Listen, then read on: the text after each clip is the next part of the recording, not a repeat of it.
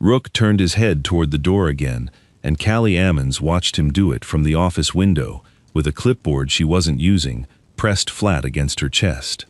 "That's the 4th time this hour," she said. Beside her, a kennel attendant named Foster leaned his shoulder against the glass and didn't answer right away. He had worked the row for 2 years and had never seen a dog do what Rook was doing, which was mostly nothing. No barking, no pacing, no throwing himself at the chain link the way the scared ones did the first week.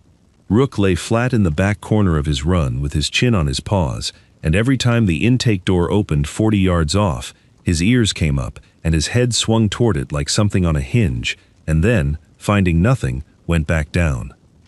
11 days, Foster said. 11 days he's done that. His handler's dead. He knows his handler's dead. Dogs know. Then why's he still checking? Neither of them had an answer, and the shelter had learned, over those 11 days, not to go looking for one out loud, because the answer that kept surfacing, that something in Rook was waiting for a door to open on a person who was never walking through it again, was not a thing either of them wanted to say to a dog that wouldn't eat. If you've ever watched an animal wait for someone who was never coming back, you already know what's about to happen in that kennel. That was when Foster straightened off the glass. "Callie." She followed his eyes past the visitor lot, past the low chain link that marked off the restricted kennel row from the public path, to a man walking toward it without so much as a glance at the sign that said the row was staff only. He moved slow, but not unsteady, a stooped, deliberate gait, like a man crossing a field he'd walked 1,000 times in the dark. He wore a canvas coat, the color of wet clay, buttoned wrong at the collar, and he carried nothing in his hands, which somehow made him look more purposeful, not less, the way a man looks who has already decided he won't need to carry anything to do what he came to do. "That's not a volunteer," Foster said. "That's not anybody," Callie said. "We don't have a name on the visitor log past 9 o'clock. He kept walking. He didn't check the numbers on the runs the way a lost man would, scanning for something, backing up, doubting himself. He walked the way a man walks past his own mailbox, automatic, aimed, unbothered by fences that weren't his to open, because some part of him had already decided they weren't going to matter. "Go head him off," Foster said, and Callie was moving before he finished the sentence, out through the side door and into county air that smelled of river silt and last week's rain, jogging past the intake kennels where 3 dogs threw themselves at the wire as she passed, calling out to a man who did not look back at his own name, because he had not given it yet, and did not look like a man in any hurry to explain himself to a 24-year-old in a polo shirt with a shelter logo stitched over the pocket. He was almost to Rook's run before she caught him. Sir, this section's restricted. You can't." He stopped, not fast. He turned his head the way Rook had been turning his, slow, unhurried, like there was nothing behind him worth rushing to see, and everything ahead worth seeing carefully. "I know," he said. That was all. 2 words, flat as a countertop, and behind him, 40 yards down the row, Rook's head had already come up off his paws, not toward the door this time, toward him. Abner Overby kept his truck the way some men keep a church, swept, ordered, nothing in it that didn't have a reason to be there.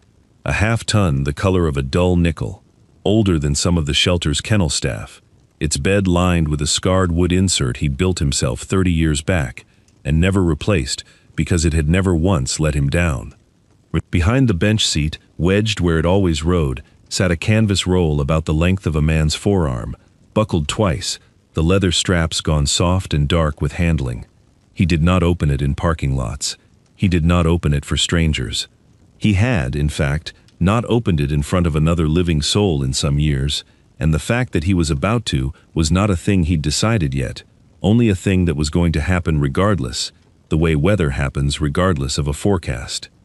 He came to the Millrace County shelter on Thursdays, had for going on 4 months now, arriving a little after the gate opened and staying an hour, sometimes less, standing at the far end of the public lot with his hands in his coat pockets, looking at nothing anyone on staff could identify as a fixed point of interest.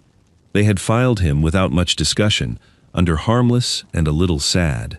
An old widower, they guessed, or a man who'd lost a dog of his own and hadn't found a way to stop visiting places that held them. Nobody had asked him directly. It is easier, mostly, not to ask a stooped old man in a barn coat what he's doing standing at a fence line, and easier still to assume the answer would be nothing you needed. The coat was the first thing anyone noticed, and the last thing they thought about. Canvas gone the color of creek clay from years of weather, buttoned crooked at the collar where the top button had slipped its hole some winter ago and never been reset, because Abner had decided, once, that fixing it wasn't worth the 2 seconds it would cost him, and a decision made once, in his experience, did not need making twice. Under it he wore what he always wore, a flannel shirt with the sleeves rolled to a fixed line on the forearm, work trousers gone soft at the knee. He was not a large man and had not been, even young. What remained of the muscle in his forearms sat close to the bone now, corded rather than broad, and his left shoulder held itself a few degrees short of level with the right, so that he reached for things with a small, permanent list, like a boat carrying uneven cargo. He never mentioned it. It simply meant he set things down on his left before his right, always, an order so old it had stopped being a habit and become a kind of grammar. At home, on a shelf above a workbench that smelled of beeswax and cut cedar, sat a ledger bound in the same clay-colored canvas as his coat, its cover softened to felt at the corners. Abner kept 9 hives on the property and mended fence for 3 neighbors who paid him in venison and firewood and did not ask why an old man still climbed a ladder to check a queen excluder himself. But the ledger was not about bees. Most Thursday evenings after the shelter, after supper eaten standing at the counter because sitting to eat alone had never suited him, he opened it at the kitchen table under a single bulb and wrote a few lines in a hand that had not changed in 50 years, small and square, pressed hard enough to show through the next page. He always opened the entry the same way. Curtis, dog at mill race, still won't eat. Watched him 40 minutes today. He's not sick. He's listening for something. Curtis Shackelford had been dead 11 years. Abner knew this with the same plain certainty he knew his own age, and it changed nothing about the ritual. He wrote to Curtis because writing to Curtis was the only shape the thought had ever taken, going back to a barracks classroom decades gone, where the two of them had built, argument by argument, disagreement by disagreement, the scent conditioning sequence that half the handlers training dogs in 3 states now used without knowing either man's name. Curtis had been the one who insisted on writing it all down. Abner had been the one who never stopped. The log had started as shared notes between 2 working partners and had gone on, unbroken, as a private correspondence with a dead man, because some ledgers don't close, just because one of the 2 people keeping them stops being able to read. He never told anyone at the shelter about the log. He never told them his name was Abner Overby, or that the roll behind his truck seat had a set of initials burned into its spine that most of them would not have recognized even if he'd held it up and pointed. He came on Thursdays, watched a dog through a fence and left, and the shelter filed him, comfortably, under nothing at all, which was, as it happened, exactly how he preferred to be filed, right up until the day it stopped being possible. Maddox Sedgwick had the run sheet clipped to a lapboard balanced on his forearm, and he tapped it twice with 2 fingers before he said anything, a habit that had become so automatic he no longer noticed himself doing it, though everyone who worked under him did. Kennel 14. Multi-purpose retired service dog, unconfirmed breed lineage, 11 days post-intake with 0 successful handling contacts. He said it toward the woman beside him, a county board liaison named Prescott, who had a laptop bag over one shoulder and had been told this visit would take 20 minutes. My model flags anything past 72 hours of refused handling as a Category 3 placement risk. He's sitting at 264 hours. And the recommendation? Transfer to a specialty behavioral facility, or if capacity's not available inside the window, humane release. He tapped the sheet again. I don't love saying it plainer than that, but the board asked for plain. It was, Callie would think later, a genuinely good answer, delivered by a man who was, in fact, good at the part of his job that could be measured. He had walked into 2 other county shelters with live release rates in the 30s and left them in the 60s, using exactly this system, exactly this sheet, exactly this 2-fingered tap before he told anyone bad news. He was not cruel, he was accurate, as far as his numbers went, and he believed, with the specific confidence of a man who has been right before, that a dog which could not be measured as safe was a dog that could not be trusted, and a shelter that trusted anyway was a shelter that eventually hurt somebody. He was mid-sentence, gesturing toward Kennel 14 to make his point about containment protocols, when he saw the old man in the barn coat standing at the fence rail 6 feet from the run, not moving, hands in his pockets, watching Rook, the way a man watches weather come in off a ridge. Sir, this is a restricted section during an active assessment. Abner didn't answer right away, which Sedgwick would describe later, without much charity, as ignoring him. You'll need to step back to the visitor area, Sedgwick said, louder, for Prescott's benefit, as much as the old man's. This dog is being evaluated for containment risk. He is not a dog you want to be standing this close to unsupervised. He's not going to do anything, Abner said. That's, respectfully, sir, that is not your call to make. Sedgwick looked past him to Foster, who had followed the whole thing out from the office at a jog. Can somebody walk him back to the lot? I think he came in off the road. We get a couple of these a season. Folks who wander in thinking it's a rescue they can just browse. Foster, not unkindly, took Abner by the elbow and steered him back down the row, past the intake runs, out through the gate, while Prescott made a note on her legal pad that Callie, watching from 10 feet off, could not read, but could guess the shape of. Unsecured perimeter, elderly trespasser, second item for the compliance section. Sedgwick went back to his sheet without a backward glance, satisfied the interruption had cost him nothing, and did not see, because his eyes were on the paper and not the run, that Rook had come up off his belly for the second time that morning and stood now at the fence line, staring down the row at the old man's retreating back with an intensity no clipboard had a box for. He came back 40 minutes later. Nobody saw him cross the lot this time. He was simply there again, at the same 6 feet of fence, as though the intervening escort had been a formality that hadn't actually happened to him. Sedgwick, midway through explaining his scoring matrix's weighting system to Prescott, caught the motion in the corner of his eye and did not bother hiding his irritation. Him again, Foster. This time, it was Sedgwick himself who crossed the gravel, sheet still clipped to his arm, and stood a full head taller than Abner while he said it, slow and clear, the way a man explains something to someone he has already decided cannot follow him the first time. Sir, I'm going to say this once more. Plainly, this is not open ground. You are not on a tour. This animal is a documented risk, and you are, forgive me, an elderly gentleman standing unsupervised next to a dog that has bitten a handler in the last month. If you wandered over from the lot looking for the adoption floor, it's back through the main building, second door on your left. Abner looked at him for a moment longer than was comfortable, the way a man looks at a gauge before deciding whether to trust the reading. He didn't bite anybody, Abner said. He flinched. There's a difference, and your sheet doesn't have a box for it.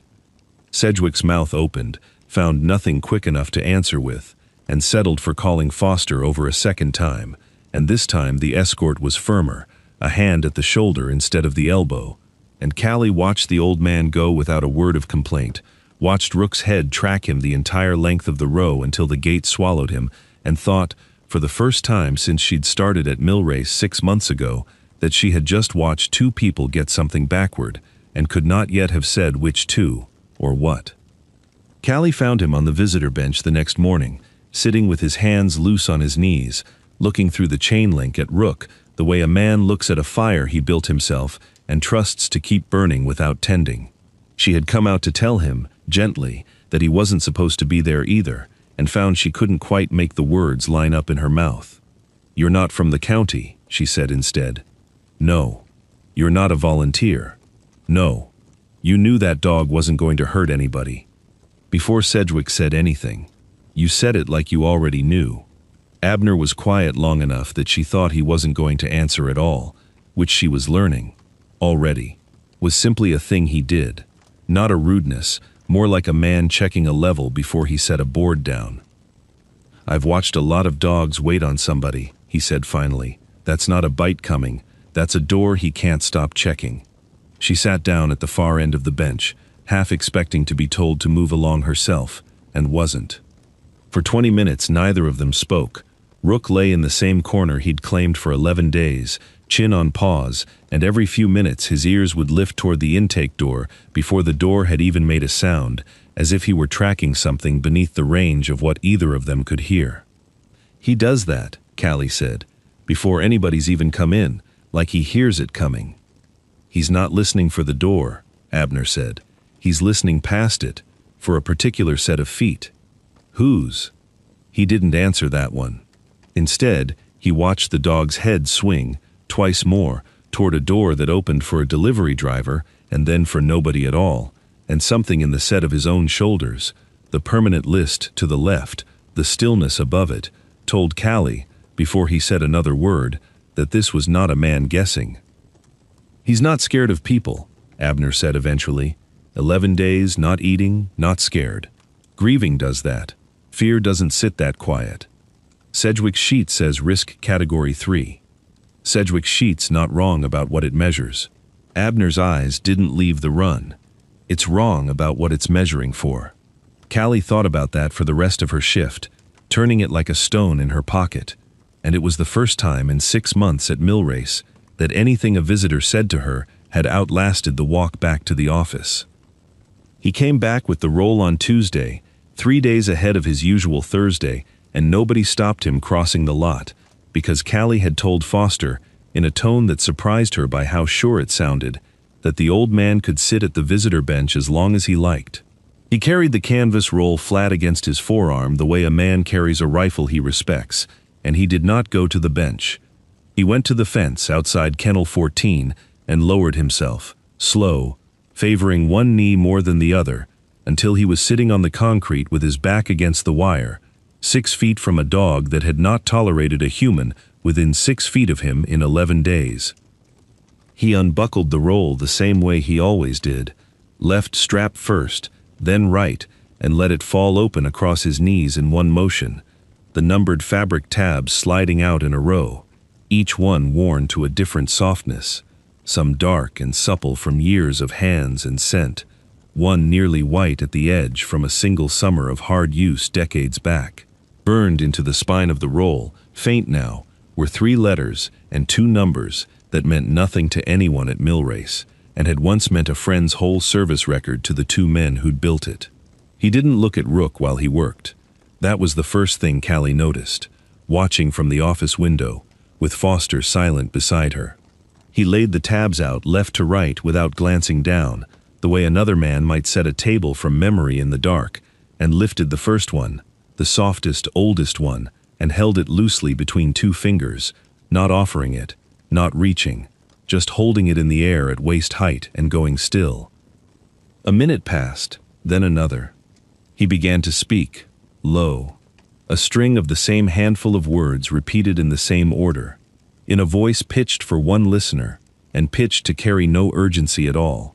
The cadence of a man reading a familiar passage aloud to someone he trusts, already knows how it ends. Rook's ears, which had been swiveling toward the intake door on their usual 11-day clock, stopped moving toward the door and turned, instead, toward the tab in Abner's hand. He didn't come to it, not yet. He rose from his corner, slow, joints stiff from 11 days of holding one position, and crossed half the run's width before stopping, weight low, head lower still, reading something in the air between them that no one else in that yard had the training to name. Abner set the second tab down, then the third, laying them out in the fixed order Curtis had insisted on 30 years before Callie was born, never looking up, never rushing, breathing at the same unhurried rate he'd have used checking a hive. Rook closed the last 4 feet in a single motion and pressed his skull flat against the chain link, directly over the softest tab, and held there. Nobody in the yard said anything for a long moment. 11 days, Foster said finally, from the window, to no one, and it's a piece of fabric. But it wasn't the fabric, and Callie, standing close enough now to see Abner's hand where it rested, not through the fence, not touching the dog, simply resting flat on his own knee, patient, unclosed, understood that what she was watching was not a trick performed on an animal. It was a question finally being answered in a language the dog had been asking it in the whole time, and the man on the concrete was the first person in 11 days who'd known how to listen back. The transfer order came through on county letterhead 2 mornings later, and Sedgwick delivered it to Prescott with the same 2-fingered tap he gave every verdict, though Callie noticed, this time, that he didn't quite meet anyone's eyes while he did it. "The clause doesn't care what we watch Tuesday," he said, not unkindly, mostly to himself. "It cares what's documented. Kennel 14's intake file lists a handler loss event with no handler name, no unit, no date of death, nothing to certify an exception. Far as this contract's concerned, that dog's a stray with a service tattoo and a bad temperament score. The board reviews in 5 days. If nobody's amended the file by then, the transfer or release clause executes automatic." "He told me who trained the handler," Callie said. "He told me straight out." "He told you a name. I need a document with that name on it." Sedgwick wasn't unkind saying it, which somehow made it worse. "I run 2 shelters into the 60s on live release because I don't take a stranger's word over a file. If I start making exceptions on somebody's say-so, I've built a system that only works until somebody with a good story walks in the gate." Callie went looking for Abner at the bench and didn't find him there. She found him instead at the intake desk, standing with his hat off, waiting for a clerk who was, at that moment, on the phone with someone else. When the clerk finally looked up, Abner asked, plainly, whether the shelter's records for Kennel 14 carried a handler's name anywhere in the file. They didn't. The clerk pulled what there was, an intake form completed off a county transfer manifest, kennel number, breed estimate, weight, a note reading military working dog, retired, handler deceased, and nothing else. No name, no unit, no date. The dog, who had once answered to a title, had come to mill race with the person who'd given it to him, erased somewhere between one filing cabinet and the next, and no clerk in the building could say where the erasure had happened or whose hand had let it happen. "I trained the boy who trained this dog," Abner said, to the clerk, then to Callie, in the same flat, unhurried register he used for everything. 20-some years back, I can tell you things about how that dog was built that nobody's written down, because I'm the one who wrote the method, not the file." "Sir, I believe you," the clerk said, and meant it, and it changed nothing, because belief was not a category on Sedgwick's sheet, and a county contract does not pause for a stranger's memory, however certain, however plainly delivered. 5 days, Sedgwick said again, later, to Prescott, tapping the sheet. "If there's a record, produce it. If there's a person who can certify it, produce them. Otherwise, this stays exactly what it's always been, a good dog with a hole in his paperwork, and paperwork is the only thing that gets to talk in front of the board." Callie carried that sentence back to the bench, like a stone in her shoe, and found Abner there, with the roll already buckled shut across his knees, watching Rook through the fence with an expression she was starting to be able to read a little, not worry, exactly. Something closer to a man doing arithmetic he already knows the answer to and is only waiting for the world to catch up on. 5 days, she told him. "I heard. Is there anybody at all who could say it, officially, who'd know your name and know the handlers and put both of them on paper so it counts?" Abner was quiet for a moment, and when he answered, it was with a name Callie had never heard, spoken the way a man speaks a name he has kept ready a long time without needing it. "There might be one," he said, "if she's still working and if she remembers a training log the way I do." Colonel Darcy Kingsley arrived on the 4th day in a county sedan with a Veterans Affairs placard in the windshield, and she walked the kennel row the way a woman walks ground she has covered before, reading the runs without needing to be told which number was which. Sedgwick met her at the gate with the run sheet already tapped twice, laying out his case in the clean, sequenced language of a man confident his numbers would survive any officer's scrutiny. "Colonel, I appreciate the visit, but I want to be straight with you. Going in, my assessment isn't sentimental. The file on this dog is a blank where a handler record should be, and blanks don't get exceptions in my system, regardless of who claims what in the yard. Show me the file, Kingsley said, and he did. And for a moment, it looked as if the visit would only harden the verdict, because her own service record, pulled up beside it on Prescott's laptop, confirmed the retirement recommendation had come, years back, through the very program Kingsley herself had once commanded. A dog flagged for reassignment once his handler was gone, no home unit willing to absorb him, routed quietly into civilian shelter care, where his history had simply stopped being anyone's job to carry forward. That's my program's handwriting on the original recommendation, Kingsley said, and for a moment, Sedgwick's shoulders came down half an inch, as if a weight he hadn't known he was carrying had just been confirmed rather than lifted.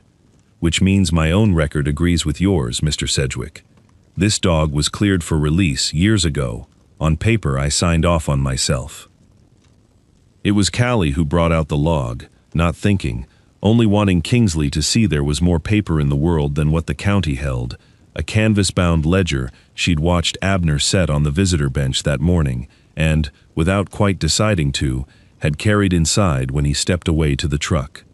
Kingsley took it without much expectation, opened it somewhere near the middle, and went very still in a way that had nothing to do with posture and everything to do with her eyes, which stopped moving across the page and simply held. "This hand," she said. "That's his," Callie said. "Abner's. He writes in it every week." "I know whose hand this is." Kingsley turned back several pages, then forward again, reading entries that meant nothing to Callie, and everything, evidently, to her. "I have seen this handwriting on training reports since before you were born. I did not know it had a name attached until right now, because the man who taught me to read these reports never once put his own name on the cover." She looked up, past Callie, to the yard, to the old man in the clay-colored coat, standing at the fence, with his hands in his pockets, unhurried, unbothered, as if he'd known this moment was coming from a long way off, and had simply been waiting for the paperwork to catch up to him.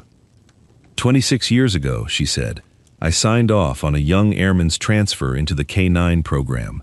He was trained, start to finish, by a master handler whose name never made it onto a single one of my reports, because the man refused it every time it was offered.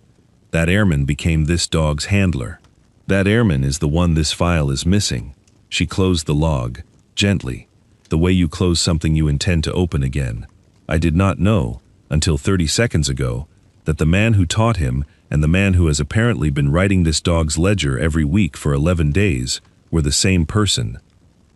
Sedgwick, for the first time since anyone at Millrace had met him, had nothing on the sheet to tap. The airman's name was Win Ammons, no relation to Callie, a coincidence Kingsley confirmed and then set gently aside, though it made the room go quiet a beat longer than the fact alone should have. Abner told it the way he told everything, in short, load-bearing sentences, standing at the fence with his hat still off from the office. I trained him at 20, good hands, better patience. Curtis and I both worked with him a summer before he shipped out, taught him the same sequence Curtis and I built together, back when we were young enough to think we were only doing it for ourselves. He looked at the run, at Rook, who had come to the fence and stayed there since Kingsley's car had pulled in, ears forward, tracking every word without understanding a syllable of it. Curtis started keeping notes on him separate, in case the boy ever needed reminding of something we'd shown him once, and he'd forget under pressure. When Curtis passed, 11 years back, I kept the notebook going. Didn't think much on why. Just seemed wrong to let a log go quiet, because the man keeping it had. You didn't know it was Win's log, Kingsley said. You thought it was only ever yours and Curtis's. I did not know, Abner said, and something in the flatness of it carried more weight than any raised voice could have, that I'd been finishing somebody's watch for 11 years without being told I'd been handed it. Win Ammons had died in service 4 years prior, off deployment, in a training accident the record kept brief, and the room did not ask him to make less brief. Rook had been his dog for 3 of those years, had come home from that loss the way dogs do. Not broken, Kingsley said quietly, but unfinished, holding a door open in himself that no protocol had a form for closing. He wasn't refusing to be handled, Abner said, and it was the plainest sentence he'd spoken since he'd walked onto the row 8 days before.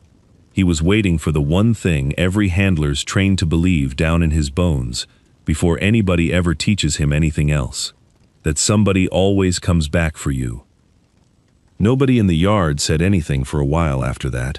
Sedgwick had gone quiet somewhere in the middle of it, the run sheet still clipped to his arm, untapped, and when he finally spoke, it was not toward Kingsley or Abner, but down at his own paper, as if reading it fresh.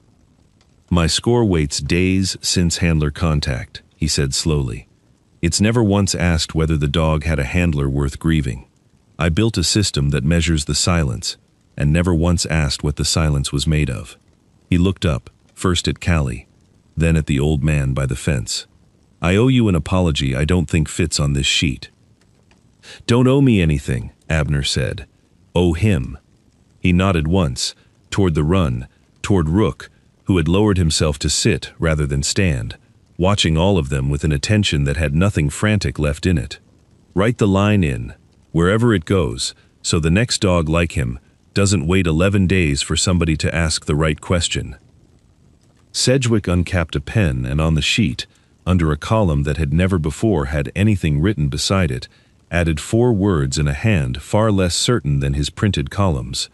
A line Callie would see, weeks later, typed into the county's revised intake protocol almost verbatim, crediting no one, which struck her, by then, as exactly the way Abner would have wanted it kept. 6 weeks later, the door at Millrace opened on a Thursday morning the way it always had, and Rook's head came up off the concrete floor of a run that was no longer Kennel 14 but simply his. A supervised retirement placement arranged through Kingsley's office, with Callie signed on as his primary handler and a standing note in his file that read, "In full, history verified, handler loss documented, visitation authorized weekly." His ears found the sound before the door had finished swinging, the same old reflex, except now it resolved into something instead of nothing, because the footsteps crossing the gravel outside belonged, every week, to the same unhurried gait, favoring the same knee, arriving at the same hour. "Morning, Rook," Callie said from the office window, watching Abner cross the lot with the canvas roll under one arm, not because the dog needed conditioning anymore, but because some rituals outlive their original purpose and become, simply, a way of saying good morning. The roll itself no longer traveled behind a truck seat. It hung now from a nail inside the shelter's new adoption office, tabs fanned in their fixed order behind a small glass-fronted case Callie had put up herself, with a card beneath it that gave no name, only a line. "Used to teach a working dog to trust again, kept in service." At home, that evening, under the same single bulb, Abner opened the ledger to a fresh page and wrote in the same square, unhurried hand he'd used for 11 years running. "Curtis, the dog at Millrace, is sleeping through the night now, sitting at the fence most mornings when I come, like he's decided that's where a man ought to be found. Win would have liked how he turned out. I think you'd have liked knowing I finished it, even not knowing I'd started." He closed the book, set it back on its shelf above the workbench, and went out to check the hives before the light went, the way he always had, the crooked top button on his coat still unfixed, his left shoulder still carrying its old permanent list. Some records get corrected. This one got remembered. Outside the shelter that Thursday, the last of the light came low across the kennel row, and Rook lay with his head against the fence, where the old man sat each week, eyes closed, ears finally still, waiting for nothing at all, because there was nothing left to wait for.